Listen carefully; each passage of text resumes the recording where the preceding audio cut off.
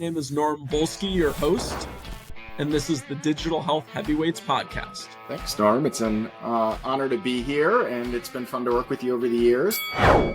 Hello, and welcome back to the Digital Health Heavyweights podcast with your host, Norm Volsky. And today we are very pleased to be joined by Dickon Waterfield. Dickon, welcome to the podcast. Thanks for having me, Norm. Hugely appreciate it. Absolutely, absolutely. So for all of our viewers and listeners that are not as familiar with Dickon as I am, I'm sitting down today with Dickon Waterfield, president at Lantern, formerly Surgery Plus, Employer Direct Health. For those who may not know, Lantern covers over 6 million lives and has saved $1 billion as a specialty care platform focusing exclusively on complex, high-cost care. Before joining Lantern, Dickon was Chief Commercial Officer with Me Health, a pharmacy benefit manager. Prior to that, he helped run Big Health, a digital therapeutics company with a focus on mental health. During his time there, Dickon grew the business to cover over 2.5 million members. He helped people find their way back to good mental health through partnerships with clients like Comcast, CVS, Google, Target, and the Home Depot, and many others. And really excited to have, Dickon on the podcast because he's one of the early pioneers in the space. I would say when you were at Big Health, that was one of the first vendors that came to market and was one of the first groups that really, trailblazed the digital health space. And we can't wait to walk through your journey. Thanks for having me. Excited to be here. Absolutely, absolutely. So, Dickon, you grew up across the pond. What inspired you to get into healthcare? It's interesting. Care is something that's just hugely personal. Like that's the reality is that when you think about your health, most of us don't think about it at all. Every day we go by, things are great, and something goes wrong, and it's the only thing you can think about. Takes over absolutely everything. The ability to help people in those moments is just incredibly special. I started life as a strategy consultant. I once upon a time thought that anything could be interesting. You just got to find the right problem, solve it, and that is fascinating. And that's what I used to tell myself until I found healthcare. And ultimately, that's what led me to this is the place I need to spend my time. Because when you're solving a problem that's uniquely personal for people, it's just really special. And it makes not just the problem interesting, but actually the day-to-day content, and therefore you living it long term is what I think is just really hard for anybody who enters the space to ever leave it. That's fantastic. Walk us through your time at the Monitor Group. So Monitor is a company that sadly is no longer. It was acquired by Deloitte. It was one of the top 5 strategy consulting firms when I was leaving school. And I was lucky. It was just a really smart group of people, very humble, very focused on solving big problems and taking a really unique approach to it every time versus sort of a benchmark-based approach, which some of the other consulting firms. So the company was actually founded by 2 brothers, the Fuller brothers and Michael Porter, looking at the competitive 5 forces sort of strategy approach to things. And that was the inherent basis of the company. Really, really smart people taking unique approaches to solving problems, which was an amazing way to learn. It didn't end up being the best business, and which is why it ended up being acquired by Deloitte rather than staying independent. Well, acquisitions can be a success story as well. So, It there's can all be. types of different exit paths, for successful companies. But walk us through at the Monitor Group. Did some of your final clients, like, were they healthcare companies or healthcare organizations? And how did that kind of get your beak wet to the point where you wanted to do it full Yeah. time? So I started out, like many people, working in what was then called the fast-moving consumer goods space. So working with P&G in the UK, a company called Reckitt Benckiser. They were the sort of exciting companies to work for. Yet the company had a huge book of business on the healthcare side. Mhm. Where I ended up spending 4 out of my 5 years there was all in healthcare. We were probably the leaders in the space when it came to advising big pharma on go-to-market strategies. And I spent the last 2 years working exclusively with Bristol Myers Squibb, building their oncology portfolio. So I was actually responsible for launching the then most expensive drug in the world called Yervoy, which is a amazing game-changing immunotherapy of metastatic melanoma. It's the precursor to Keytruda, and we launched it in both the US and the UK, and sorry, in Europe, because the UK wouldn't even cover it because the price was $100,000 at the time, which was sort of blockbuster news, front page of the Wall Street Journal. Yeah, it is small dollars by comparison to Zolgensma at $3 million today. So it was an interesting journey, but fascinating. Wow, time value of money. You're giving us a big lesson. It's amazing what the way the world has changed. What it also taught me was that pharmaceutical companies will price to what the market will bear. That's what we did then. The most expensive drug at the time was Avastin. That was $60,000 a year. We priced at $100,000 a year, and we knew that patient advocacy groups would ensure coverage because this was a drug that, for the first time, helped people who had metastatic melanoma who had 6 months left to live to suddenly actually completely recover, right? 25% of people would suddenly go completely into remission. Tumors would shrink from enormous tumors to tiny and disappear entirely. So suddenly you could actually get coverage for a drug that was $100,000 a year, which today is what we're seeing again and again and again, which is amazing breakthrough innovation means that you can charge enormous amounts, which is why we are becoming somewhat immune to the cost. And price just keeps continuing to grow. That's why we hear so many problems in terms of affordability of care. And that's where we are today, which is trend is incredibly high and employers are desperately looking for ways to manage that cost. Yep. And what inspired you to jump into the investing community, when you joined Black Ocean Group as their Yeah. COO? So at the time this was 2010, 2011 in New York. I just moved to New York and my now wife's sort of group of friends had started a bunch of companies. One of them was Paperless Post, amazing company, still very successful. Another one was LearnVest. And I looked at that and just thought, wow, this is amazing. I really want to be in that game. So Mhm. jumped in to do early stage investing, got amazingly invited by a friend from high school to come and lead the investment arm with him, and just thought it was a really exciting opportunity to learn more about the startup space, early stage, seed stage, and go from there. So that's why I jumped in. Awesome. Good stuff. So, are you able to share any early investments you made while you were there? Sadly, I think none that are super exciting. Okay. One of the ones we invested in, still out there, not hugely successful, was a company. It was a dating company based on connecting you based on your music profile. It's called Tastebuds FM. Oh, wow. There are Now, some couples that like their strongest bond is their love of the same music, the same same band. music. So That's how you get together. it's It was not a an bad interesting. idea. It was an interesting matching story. That was some fun. One company that we met and I think they chose wisely not to take our money was a company called Played, like very successful version follow-up of Stripe. You see them around. They've done extremely well. I still remember meeting Mhm. both the founders in New York before they left to move to California. So we did see some great companies, and then we equally invested a whole bunch that probably weren't as successful as we'd hoped. And was one of the reasons why I ultimately decided to leave was that when you're on the investing side, you realize, especially the early stage, you can't control what the company does. And if you think you're going to, you're completely mistaken. And I realized I really wanted to get in, get my hands dirty, and start Mhm. building the businesses. And so that's why it was only a couple of years before I decided it was time to jump in with something that I really believed in and was really excited about. Well, walk us through a little bit more about what you learned through that experience. Being on the investor side, what did you learn in those couple years that made you a better executive today?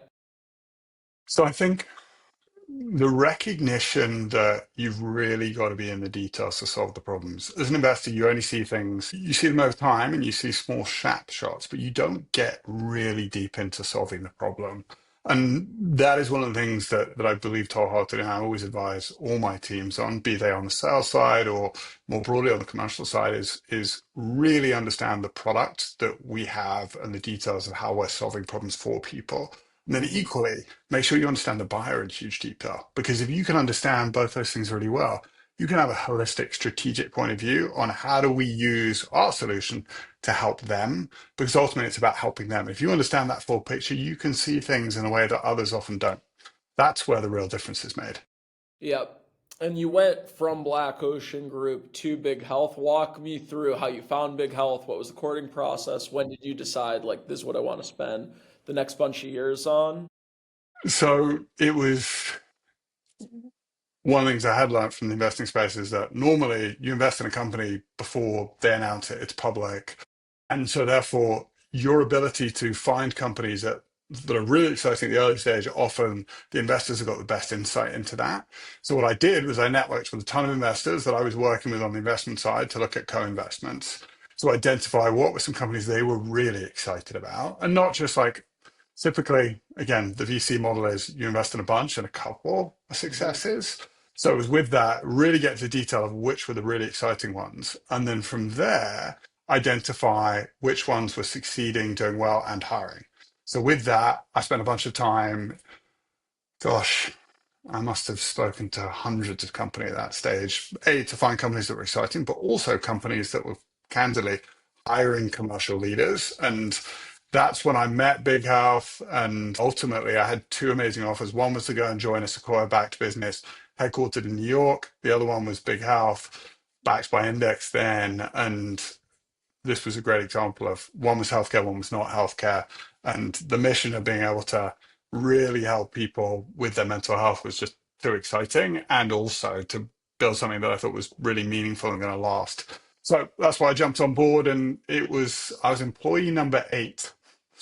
And 7 people were based in Shoreditch, East London. Hmm. And my responsibility was to open up the US business, work out the go to market strategy in the US, be that payers, providers, or employers, or was it even direct to consumer? We spent this terrifying year trying to work out what it was. Was it going to be Hmm. the employers? Was it going to be the health plans? Were we going to be a direct to consumer business? And we got lucky enough to land 10 employers in the first year. And it was, to your point earlier, this was the early stages of digital health. Like there wasn't like a, hey, here's the tried and trotted route. Yeah. Sean Duffy at Armada had got out there and sort of got the first couple working. So he immediately became a great friend because we were like, hey, Sean, what can we learn? How do we do it? What should we do? Yep. And that was our route in. But we got lucky. We got some Company amazing CEOs were a lot clients. more collaborative back then. It was, I mean, it was a really small world. It was like there was Castlight, there was Armada, Livongo was just starting at the same time as us, and that Yeah, and was the then there group were of the companies. legacy wellness companies like Virgin Pulse and Vitality, and that was kind of the old guard. And then there was a little So bit of the Care Nav with Quantum and Health Advocate, and Accolade was just starting to come around, but it was really early. yeah, it was very early, especially if you thought about like the concept of a digital therapeutic, right? The Uh-huh. idea that a fully automated solution could help you solve your anxiety, depression, insomnia was, again, a little ahead of its time, I think. Yeah, absolutely. A lot of management consultants, when they do like go and work in industry, follow a lot of different paths. Some choose the finance path, some choose the ops, some go into marketing or product. Why did you think commercial was the right move? I think, the results speak to it was the right call, but why did you know at the time, like, that's what I want to do? So when you're really, really early stage, there's ultimately 3 roles, right? There's you can sell it, you can design it, or you can build it. And I was like, well, I'm definitely not the engineer. From a product standpoint, I was like, hey, I'm pretty good at detail, but I'm much better with people than I am at being really good with detail. And yet, as next consultant, I was still like, I'm still pretty good at detail, but the detail you need around product was not what I was going to be. And Yep. so ultimately, I was like, cool, I've got to be the sales guy. And the strange part was I grew up in a world where sales was a dirty word, believe it or not. Hmm. Like I grew up in a marketing background family. My father was a marketing executive in a FTSE 100 company for 30 years. So it was like, hey, marketing is where the brain is, sales is not. So that transition in my head of being like, hey, how do I, and again, I even grew up in a world where like I thought all salespeople were smarmy rather than actually We're great what? sales were smarmy, right? We're just like it was a really Oh, strange slimy, slimy. Sorry, I slime. missed Sorry, that. well, no, slimy is the American. I was saying smarmy, very English. Oh, I'm not But familiar with that adjective. So it was interesting, like, and so one of the things I had to learn was, hey, actually, amazing salespeople are just people that you really enjoy spending time with. They're really good at asking questions. They're really curious, and that was a whole transition for me. And it was funny, even 4 years in, my dad was like, "You're not really just a salesperson, are you?" I was like, the end of the day, that is where the real value gets delivered, is when a client says, "Yes, we want to work with you," and that has been a real transition. Yeah. Be honest, were your parents disappointed when you chose to do it? No, I think my father was really excited about early stage businesses, but like he definitely was like, you're not just doing sales, right? Like that was something hard for him to understand, and reprogramming him of like, hey, big company strategy and marketing, which is where he was, to small company execution, like the strategy, the marketing, the actual execution of that is often just, if you're one commercial leader, all those things are wrapped up in one thing. And at the time, it was an 8-person company, so I had to do all those things. And then eventually, over time, you can build out all the functions because you get the progress and the traction, etc., to do that. I really like your definition of, some of the adjectives of what make great salespeople.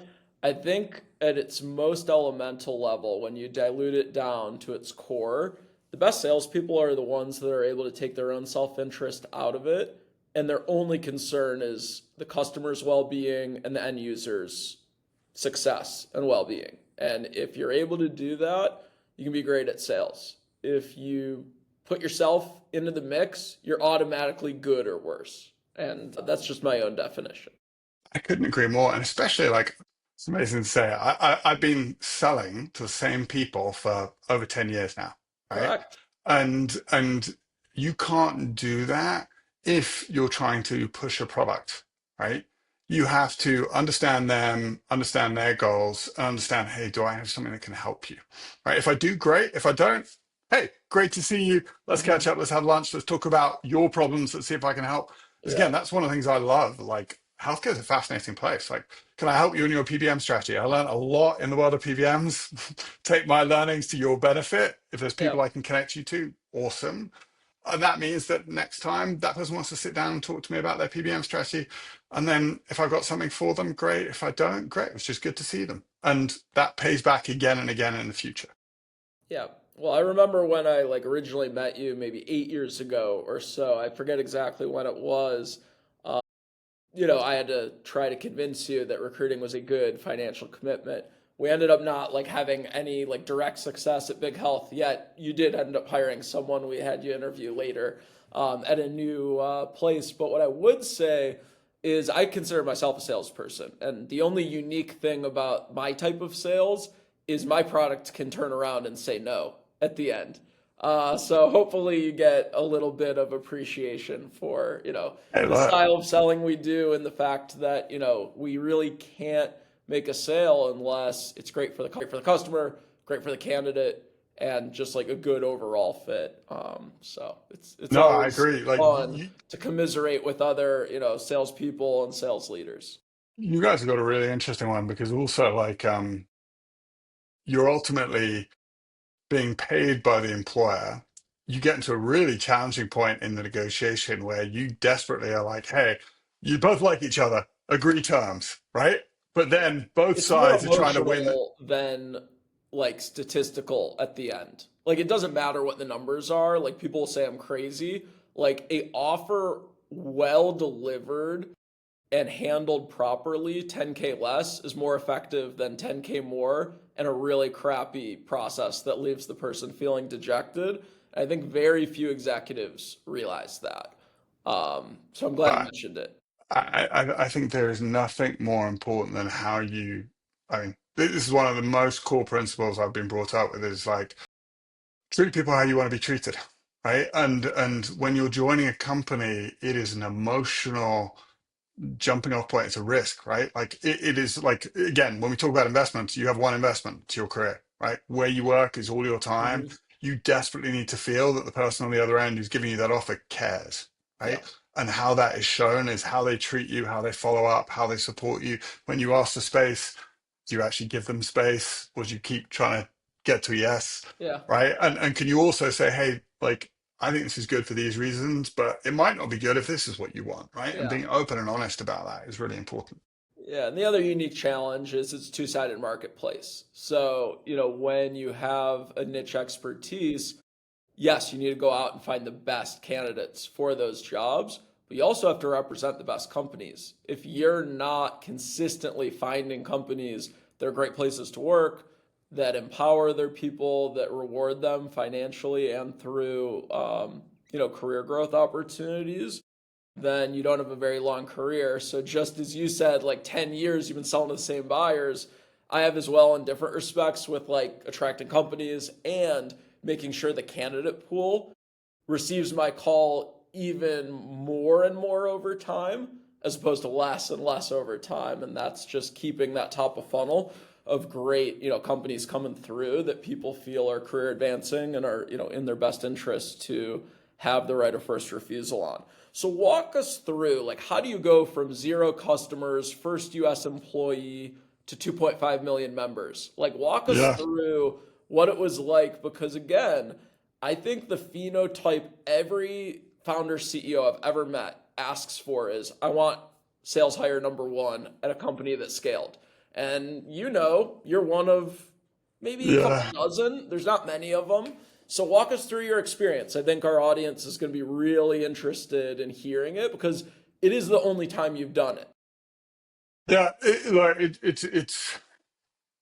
It's really interesting and hard. Like there's either the individual who has knows people, so you can hire someone who knows everybody in the marketplace.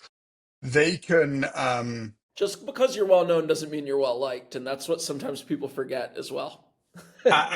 absolutely, like, will people pick up the phone to that individual, right? And but there's also another one, which is, will they pick up the phone and will they listen, or do they just like the person, right? Because there's a big difference between likable and being a thoughtful, strategic individual that their buyers care about and will buy from again and again, It's right? more, Um, I'm glad you made the comment. It's more important to be respected than liked. exactly, like No one buys something because they like you. unfortunately, that is one of the most important things to recognize. And like the ability to push back in a meeting really thoughtfully, kindly, as to like, hey, I'm not sure you're seeing this right.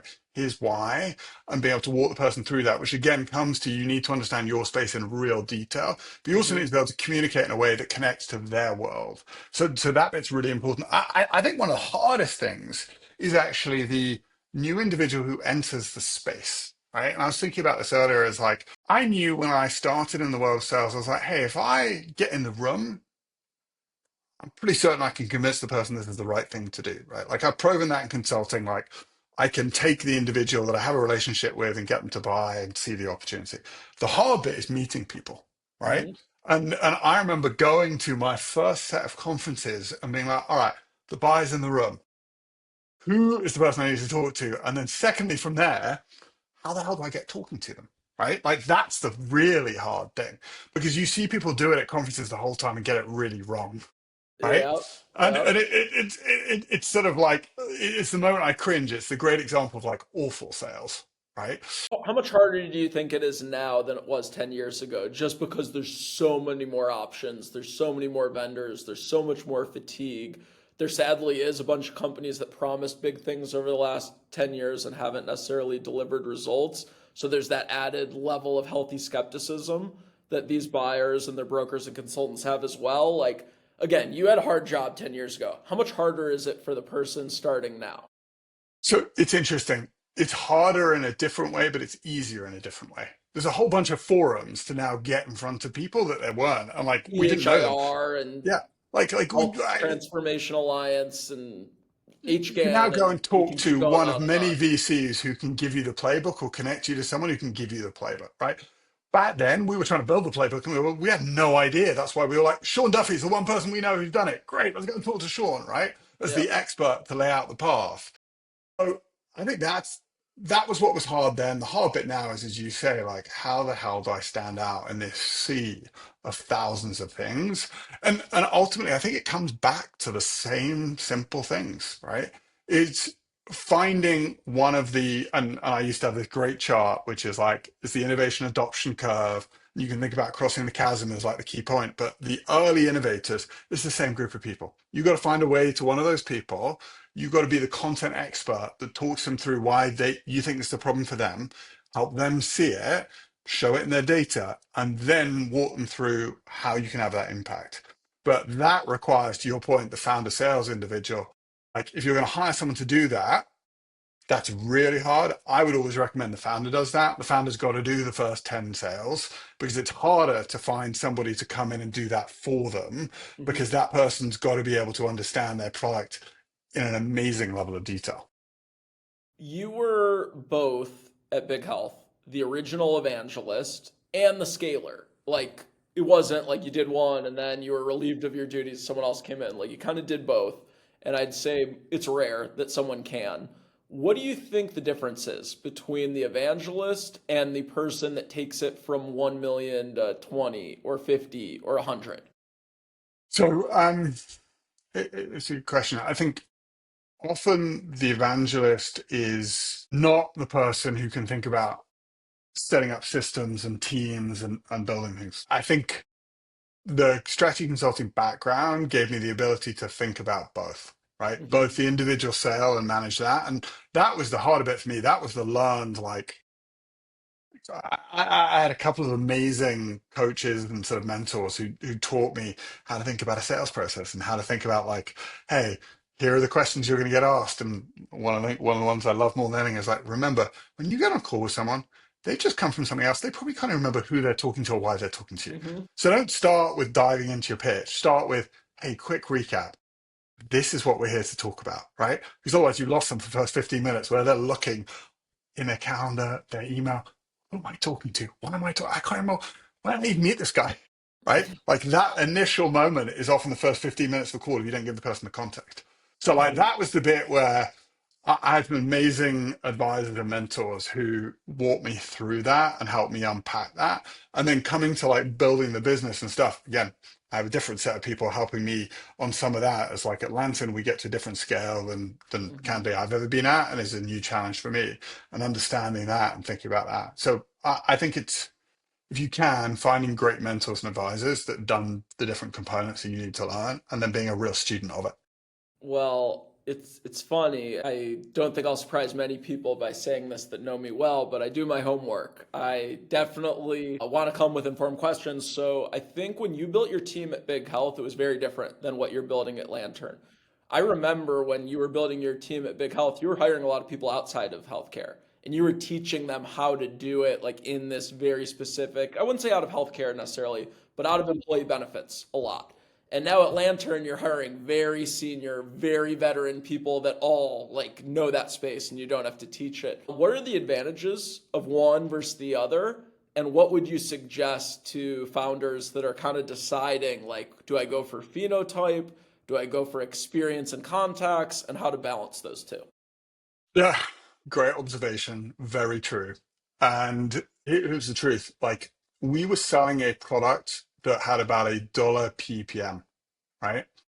Whereas now, like our average ppm is 4 or 5 times higher than that, right? That means we command a different kind of salesperson from an economic model standpoint. That's Mhm. a really important thing that people need to think about when they're thinking about building and scaling sales teams. And this is where it gets to sort of like an interesting side of the business. Like, what is your cost of acquisition over your lifetime value? Lantern versus Big Health, wildly different. That means ultimately my sales team, I can afford different things. Yep. A Big Health You were to get working on a shoestring budget at Big Health. I do remember so that. much so that people like yourself often laughed at me. Are like, Dickon, you just can't hire talent for that Let's just money, say right? there were some people we got you talking to that literally would have signed on the dotted line, but the base salary was the issue. And, those Hello. intros were helpful to you at some point down the road, but Yeah, it you're did right. inhibit There we some go. success that would Actually, have happened otherwise. Exactly. And so ultimately, I had to hire outside of the industry because I couldn't afford the talent in the industry, right? Was honestly the truth. What I can do now is I can afford that talent, which is exciting. It leaves for incredibly faster ramp times, right? In terms of two things. One is, and actually, this is always the one that's much more important to me, is actually their ability to get up to speed on the content and be credible in front of the buyer very, very quickly. Hmm. I think a lot of people buy or think about bringing in talent and pay for networks. I don't. I'm a huge believer of my job as a commercial leader is to build your pipeline for you. And then it's your job to come in and execute on that pipeline. But it's my job to put you in front. If you can bring things yourself, awesome. But that isn't your job because ultimately you've always got a network that over a period of time runs out really quickly. I laugh when founders tell me I want someone who's sold to Amazon or I just want someone who's sold to Home Depot. I'm like, why do you think because they sold Home Depot a fertility benefit that they're gonna buy cardiometabolic just because they know the person? Like, it doesn't even make logical sense. Yes, it shows they can sell a very complex deal to a very sophisticated Certainly right. customer. But like what you've done in the past just shows aptitude. It is almost no correlation to what they might sell and who they might sell in their next job. So, I do beg founders and, commercial leaders to think outside the box and not get so pigeonholed on very, very specific requirements without really thinking about like what are you actually trying to accomplish. So you had a great run at Big Health, and then you tackled potentially even a bigger challenge, which was the PBM industry over at With Me. Walk me through that decision. I know you had a lot of different options and offers. I know you turned down some very big, high-profile jobs, to go over to With Me. Walk us through the decision and why you chose that one. Yeah. So as part of all the work I do, I'm always a big student of the industry. And if there was one thing that my clients then were complaining about, it was their PBM. They were unbelievably, wildly frustrated. And I got introduced to With Me by someone I respect enormously. And he was like, hey, there's an amazing company, great team, amazing backers. Oak HCFT had incubated the business. Andrew Adams was chairman of the board. The founder was somebody who'd run and sold multiple PBMs. And I was like, and the CEO is an amazing, really experienced CEO. He'd exited his business. The Talking team about was incredibly Joe. smart. Yeah, Joe Murad. Yep. So, I've so, had him so on a couple of episodes ago. Joe is amazing and a great friend, and He's ultimately doing well at Vita. he's doing extremely well at Vida, which is really really exciting. And ultimately, I was like, huge problem. Clients are unbelievably frustrated.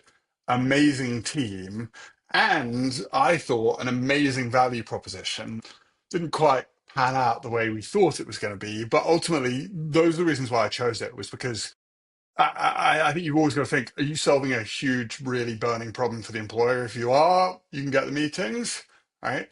Who you're working with is really important because, again, like we can all have big impact, but it's actually who sits alongside you when the going gets tough that is unbelievably important because it's both they're the people who are solving problems around you, but they're also the people that come and support you when things are hard. And I think that is really important. And you've got to enjoy spending time with them because we'll spend a lot of time at work.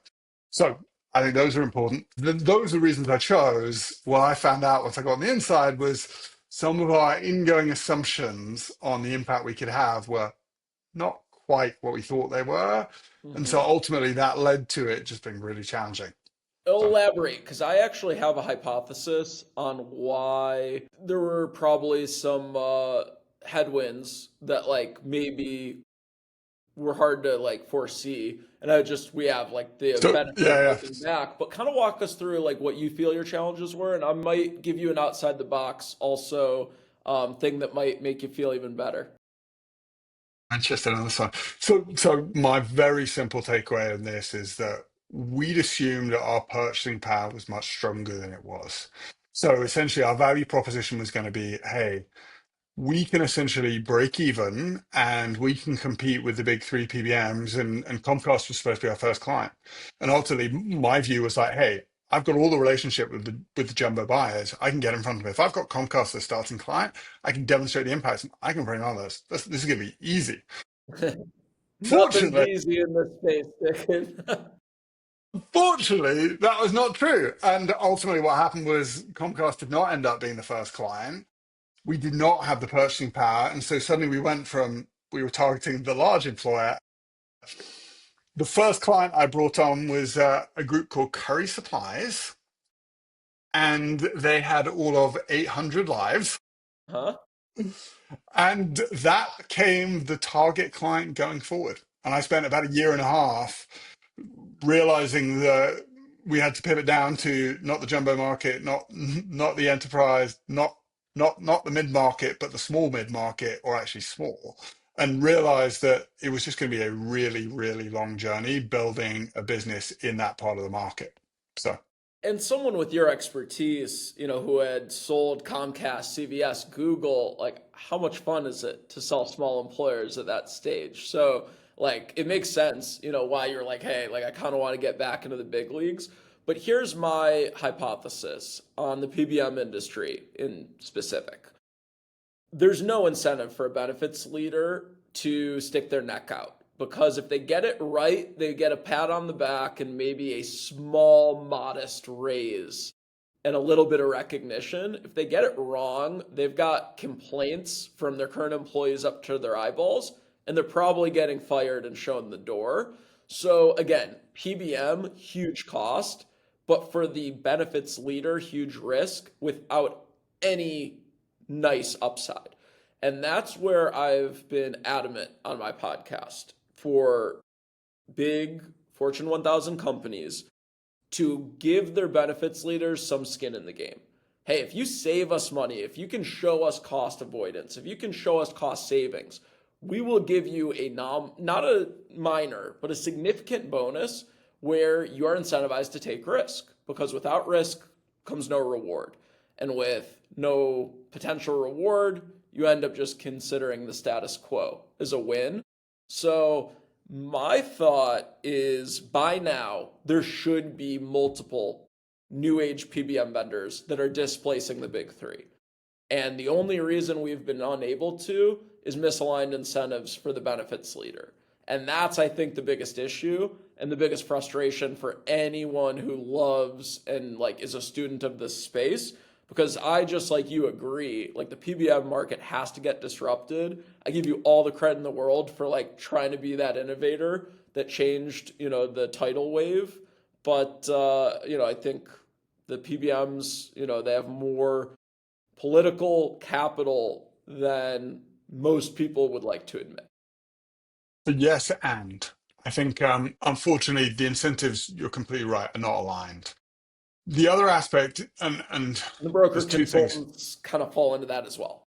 Broker consultants completely and And the absolutely huge carriers. challenge, right? Huge challenge. And the carriers own the PBMs. They want to maintain the status quo. There's lots of things. The other aspect is the rebate check creates this opaque, hey, big sum of money that finance is expecting, makes it hard. I think there's two important pieces here. One is the actual reality that just economies of scale, they have massive purchasing power versus any of the entrants, right? And it takes a long time to catch up. And equally, you can lose money for a certain period of time, but there's a point where you've got to break even.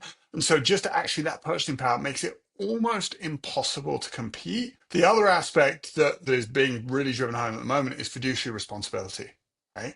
And so it's hard to take risk when you've got fiduciary responsibility of always getting the best deal. Even if you think of a 3-year time horizon, if you better manage the drugs, you can lower costs. But if your fiduciary responsibility is to show on a drug by drug basis, it makes it incredibly hard. And fiduciary responsibility is top of every employer. Like we've just done 3 client summits recently where fiduciary responsibility was literally number one on the list. Now, we were fortunate because of what we do in the world of specialty care is we actually help people lower cost and we can compare rates versus the carriers and demonstrate that. So that has been like a real tailwind for us. But at the same time, it's unfortunately one of the reasons that why it is stagnating change in the world of pharmacy. Yep. Well, the time I've been looking forward to discussing, your move to Lantern and the experience since.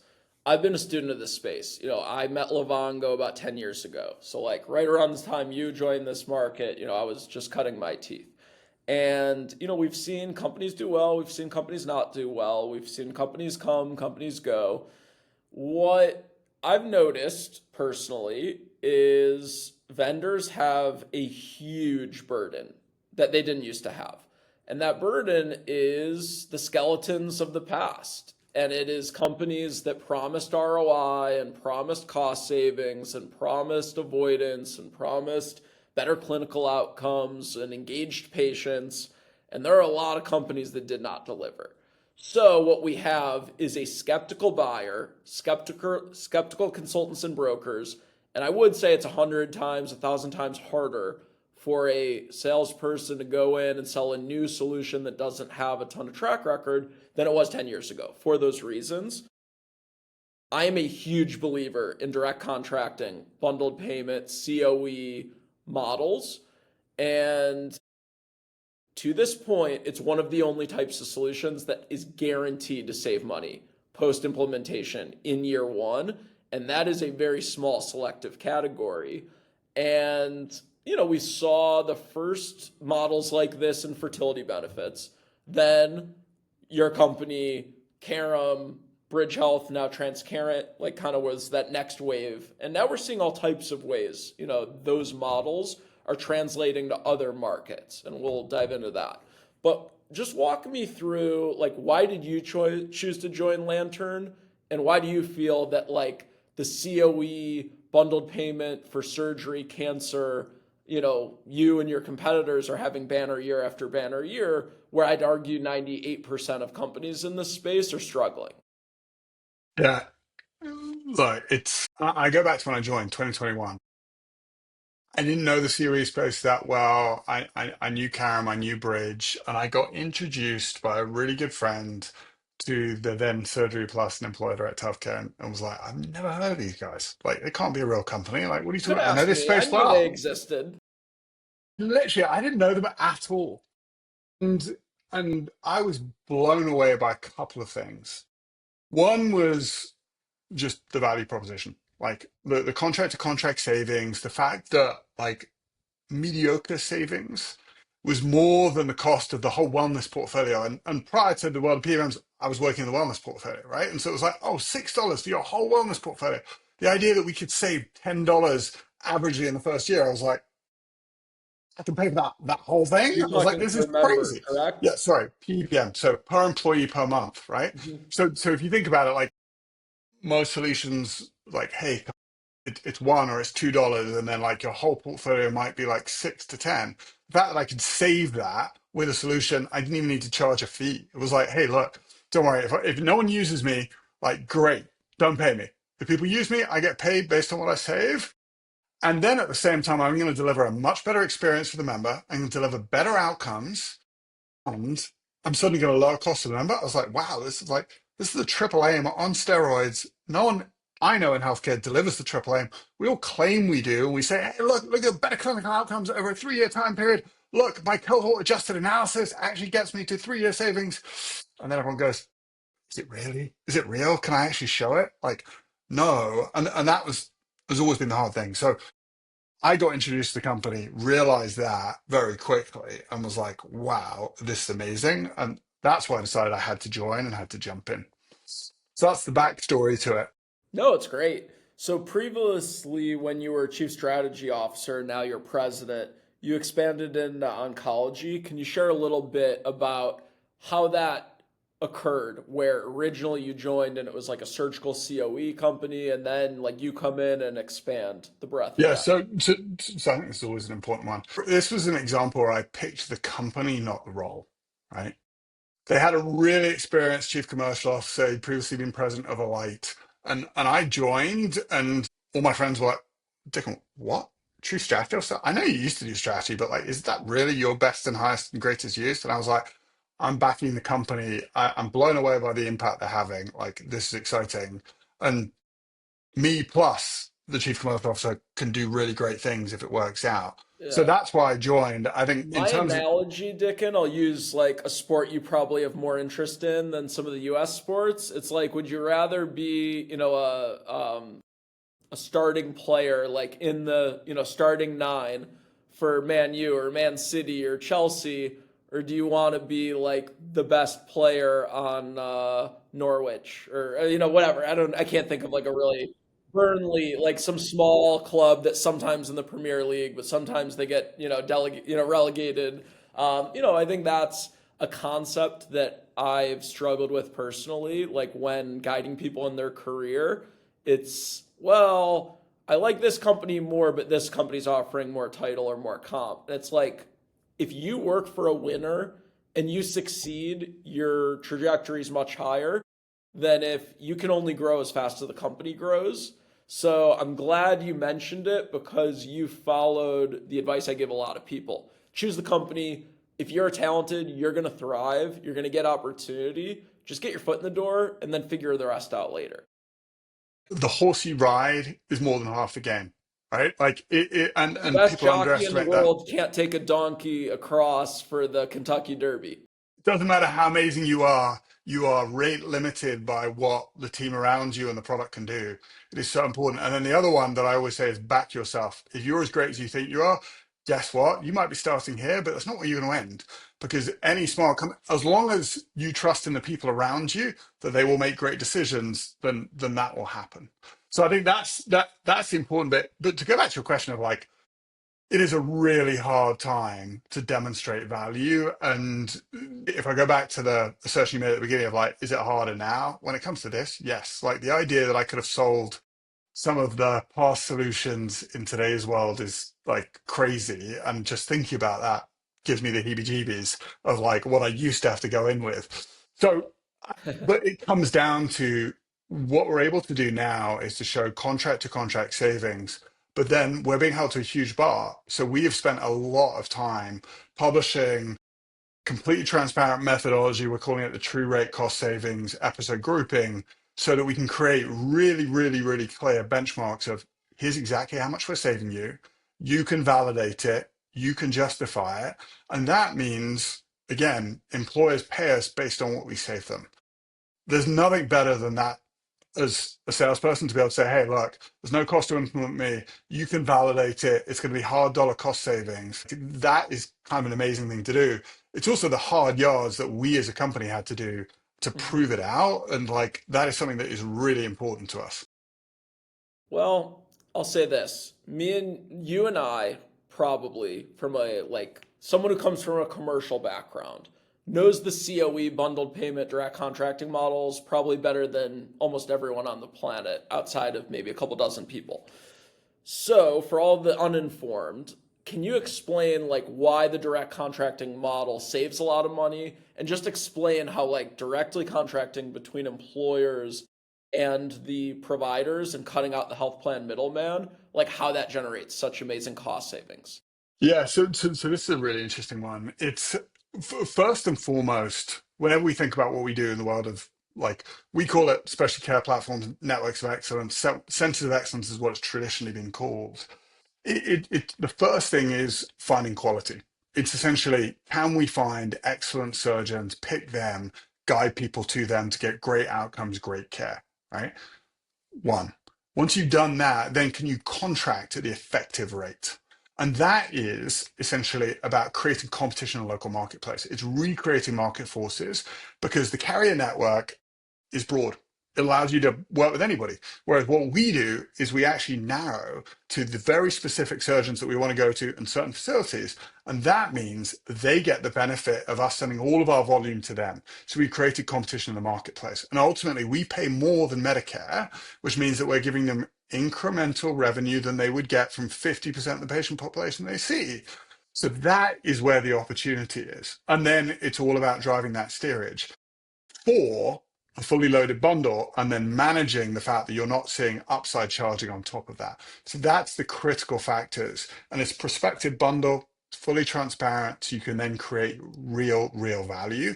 Also, all the employers get the benefit of all our volume, right? So for example, in New York, we now have about 1 million lives. That gives me huge purchasing power in the New York market in a really competitive marketplace to be able to get a really differentiated price with one of the major systems in the area. Yep. For anyone that's still trying to wrap their brain around it, essentially, let's use the analogy like they are wholesaling surgeries or cancer treatments, and it's like shopping at Costco. You go, you get great value, but you don't have as many options. Like you don't have 8 different styles of peanut butter. They might have 2, but they're at bulk pricing rates and you know it's quality. So again, restricting the options, but identifying quality at really, really cost-effective rates. And employers absolutely love it. And, again, Lantern and competitors out there are all just doing extremely well. And we're seeing new innovation in this space. So as I said before, the fertility benefits manager companies were kind of the first organizations to create these kind of direct contracting models and creating their own provider networks. Then the Lanterns, Carums, Bridge Healths, kind of came along, not too after. And now we're seeing like specialty specific solutions. So we know that publicly, Lantern has shared that you are using infusion as kind of the next frontier. I think there's other frontiers to follow. So kind of walk us through like where you see innovation going and where do you see the logical next steps where direct contracting can be leveraged in some other super high cost areas. So surgery is the area that we think is most impactful from a spend perspective. Is 20% of total spend. We've also launched in cancer. That's about 15 to 20% of total spend. We can improve quality of care there significantly. We believe the big cost savings actually come from managing the infusions and shifting the site of care with direct contracts to the amateur infusion center and at-home infusions. And then more broadly on infusions, all the autoimmune conditions.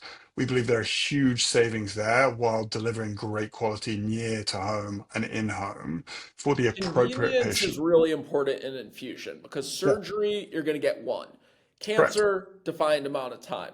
Infusions, someone might have to get infusions for their entire life, weekly or even monthly. So the fact that you're making it super convenient It's makes really it important. really, really important. It's almost why the MSK companies like Hinge and Sword and Vori and some of these other groups, because again, you need to do a lot of physical therapy. It's not just a one-time thing. So when you add up all of that driving and all of that, like going to the site, if you can bring it in home or really close to home, it then improves adherence quite a bit.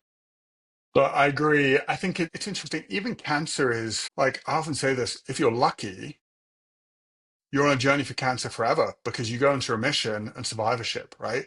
Like you don't want it to be a defined period of time. You want to have that relationship long term to keep going back to your Hmm. oncologist. So I think that bit's really important. And that's why we believe oncology care also needs to stay as local as possible. You just got to get to really high quality community oncology and then get validated second opinions. And if you've got a rare or late stage recurrent cancer, get you to one of the big NCIs. But to come back to your question of like, what's next for us? Actually, it's double down and stay where we are. That's 50% of spend. Way too many companies go, oh, cool, what's next? Let me do the next thing. And then they can't deliver on the original things that they've launched. So, like, our belief is double down and focus. We do surgery, we do cancer, we could do infusions as much as we can. We don't want to do anything else. We just want to do those because, and again, this happens to us the whole time. We just had employers consistently come to us and say, hey, come do substance use disorder. And we had others in space saying, you should do substance use disorder. Our view was like, hey, the moment we do that, it takes away from the other stuff we're doing. Instead, we partner with absolutely the best in space in Palago and like Love their Yusuf and ability, Maruf. Big right? fans of Hey, theirs. they are amazing, and amazingly, they had the same backers as we did at Big Health. So I met them back in 2014 because they were backed by Octopus Ventures, and they were also UK based, trying to cross the chasm I to the met them a US. long time ago. You were one of the earlier advisors, as was Gabriel Mecklenburg at Hinge, and that's how I met them. And yeah, what I love about this space is there's this like family tree component to it. And if you do good work and you have great reputation, you're going to be able to kind of meet people, through word of mouth. And it's a wild journey of I first met Livongo, and then I get a call from Persley, and he's like, "Hey, there's these two entrepreneurs out of San Francisco. They just moved from London out of Oxford. You should meet them." That ended up being Dan and Gabriel, and that definitely launched what became a very successful recruiting practice, within the space. So, what do you view the next 5 years for Lantern, other than just doing more of the same? As much as possible, working within the ecosystem and working within the health plans. How we scale is we enable the health plans to leverage our solutions to drive impact at massive scale, right? That is ultimately where we believe the biggest impact is, because if we can deliver this in partnership with them, then we can have huge impact for their plan sponsors rather than someone having to work directly with me, figuring out how the iterations work. The more I can embed myself in their world, support them to create like, there is no reason why everybody in America in 5 years' time should not have access to the broad access network and their specialty care network that sits alongside. And it is that narrow, super high quality network where you get to choose to go in. And if you do, you get a waive your member cost share, or you can go and use the broad network. You have that choice. That should be available to everybody through the health plan, be it through the ASO self-funded business or through the fully insured business. That's where we believe we can fundamentally change the cost of care in America and improve affordability for people. And that is across surgery, cancer, and infusions, and really deliver that at scale.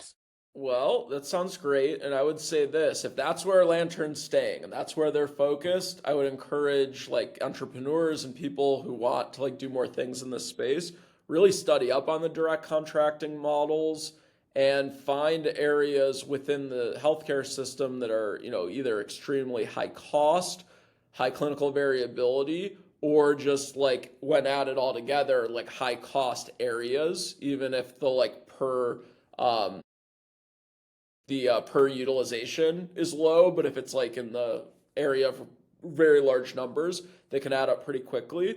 Because I think that is how we will, over time, be able to make it more affordable in this country to receive healthcare.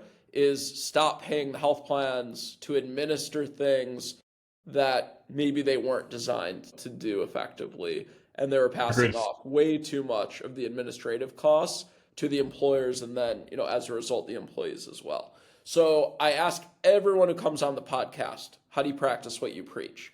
We're in healthcare, we live it, we breathe it, we sleep it. We're in stressful jobs. Like, how do you personally stay healthy and, be a good example to others in the market? What do you do to reduce stress? And how do you exercise in a very busy and stressful job? So I grew up in the world of sleepio. Sleep is critically important. Don't underestimate it. Spent the early part of my career before big health not investing in sleep.